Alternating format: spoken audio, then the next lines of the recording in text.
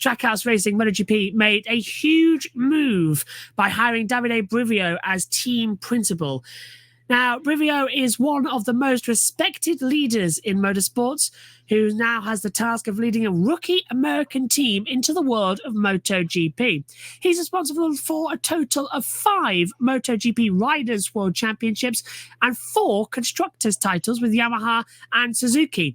In 2020, he was responsible for Suzuki's first Teams Championship in history and the first Riders' Championship since Kenny Roberts Jr. in 2000. Now, Brivio will try to find similar success with Aprilia. He returns to MotoGP after spending time in Formula One with Alpine. The photo is courtesy there of Trackhouse MotoGP.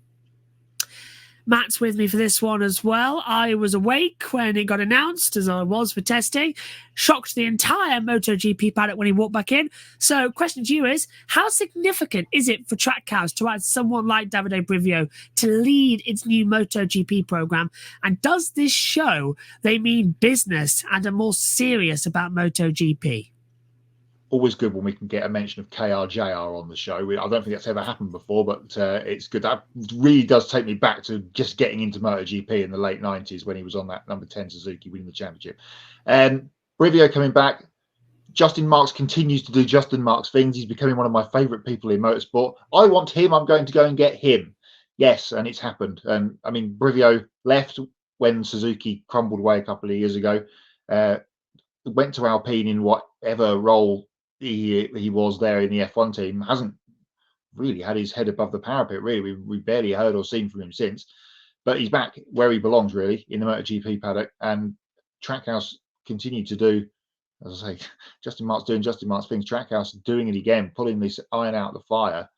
Just when you thought they would come in and just have a season to get to know things. And I know they've got plenty of guys there that have been and done it before within the team, but now they've got the linchpin at the top there to keep it all sewn together. And as you said, Josh, a proven winner already with 2 manufacturers, Yamaha and Suzuki, winning titles. So he's got a lot of people will want to come and work now at Trackhouse if Davide Brivio is there to be at the top, because we saw how well all that knitted together at Suzuki a couple of years ago to get Guamir to the championship in the COVID year that was 2020.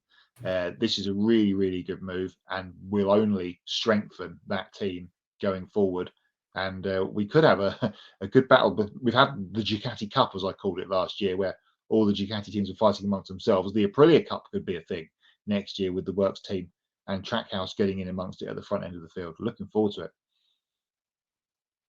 Absolutely, they were very fast in testing as well. And Adam says, I remember Kenny Roberts Jr., solid MotoGP rider, absolutely. And I tell you one thing as well, Simon Patterson and Maddie Patterson were over there for the Trackhouse launch, and the first thing they saw when they walked in, a picture of the Kentucky kid, Nicky Hayden. So they definitely know what they're doing over there at Trackhouse as well.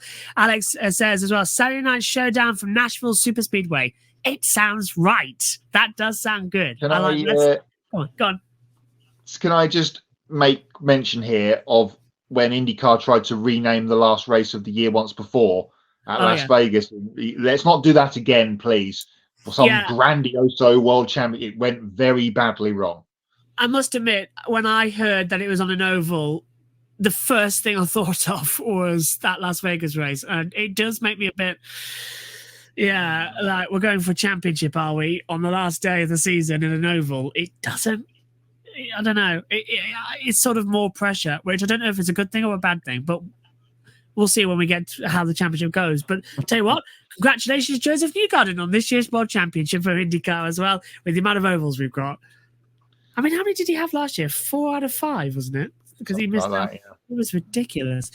But moving back to the story as well, with Trackhouse MotoGP partnering with Aprilia, they'll have Miguel Oliveira and Raul Fernandez representing the team that wants to be known as Disruptors, who change the status quo. So they've already done it. But not so much for Ralph Fernandez. He crashed out in testing and was forced to miss the rest of day one in a really bizarre accident because Pecco Bagnaia went down on a damp part of the track, dropped some oil, and then Ralph Fernandez was next through, had a high side over the barriers, fell, and decided to go and have an operation, which meant he was out of the MotoGP Sepang test. He should be back on the bike for the 2-day test at Losail next week on the Monday and Tuesday. So we'll keep you updated with all that as well.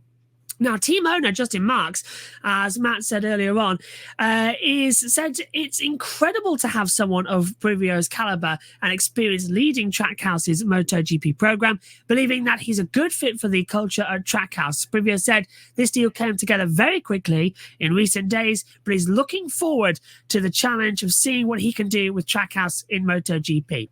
Said the same thing about Aprilia in Formula One, but he's done a Susie Perry. Go away for a couple of years from MotoGP, do 2 seasons in Formula One, come back home to MotoGP. So, Matt, after watching him succeed at Yamaha and at Suzuki, can Brivio do the same with Aprilia and make Trackhouse contenders in the next few years? Yes, perhaps, as I said before. But the thing is, they're not the factory team.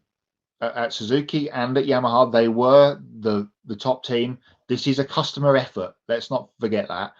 But as I said, they can be in there. That bike at times last season showed very, very strongly. Aisha Spargo got a couple of wins. Vinales was a few times.